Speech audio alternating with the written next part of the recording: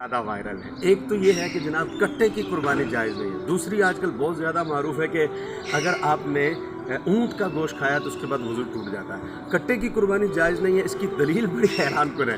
دلیل کیا دے رہے ہیں؟ بولا جی قرآن میں اس کا ذکر نہیں ہے۔ اچھا، شریعت کے مسائل ایسے نہیں جانے جاتے کہ قرآن میں ذکر ہے یا نہیں۔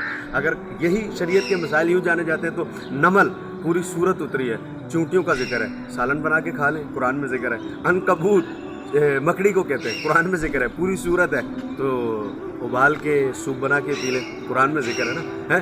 اور پھر ایک اور جانور ہے حمار، گدھا، قرآن میں ذکر ہے۔ اب میں آگے کچھ اور کہتا نہیں ہوں، بات آپ سمجھ گئے ہوں گے۔ دلیل یہ نہیں تھی قرآن میں ذکر ہے یا نہیں، دلیل یہ کہ حلال ہے یا حرام۔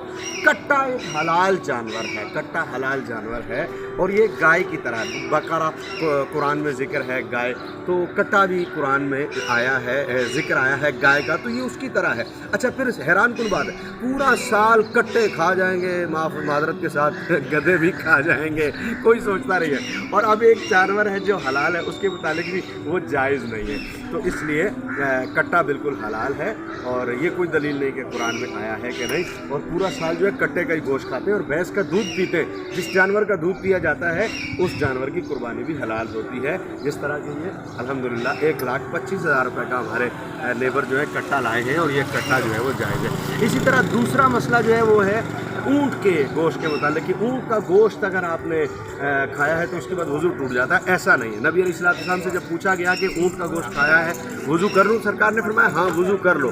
یہ نہیں کہا کہ تمہارا وضو ٹوٹ گیا ہے، یہ کہا وضو کر لو۔ کیا مطلب؟ مراد یہ تھی کہ اس سے اونٹ کے گوشت میں حدت بہت زیادہ ہوتی ہے، یا تو اس کا لغوی معنی ہے، لغوی معنی یہ کہ وضو کر لو یعنی ہاتھ اور منہ دھو لو، کہ اس میں چکنائی بہت زیادہ ہوتی ہے اونٹ کے گوشت میں، یا پھر مطلب ہے کہ وضو کر لو یعنی جس طرح غصے میں وضو کرنے کا حکم دیا کہ بندہ ذرا ٹھنڈا ہو جاتا ہے، غصے کے اثرات کم ہو جاتے ہیں، اس طرح فرمایا وضو کر لو کہ اس سے بندے کے وہ جو گوشت کے گرم اثرات ہوتے ہیں وہ ختم ہو جاتے ہیں۔ یہ معنی یہ نہیں کہ وضو ٹوٹ جاتا ہے۔ اللہ عمل کی توفیق عطا فرمائے۔ آداب عرض ہے۔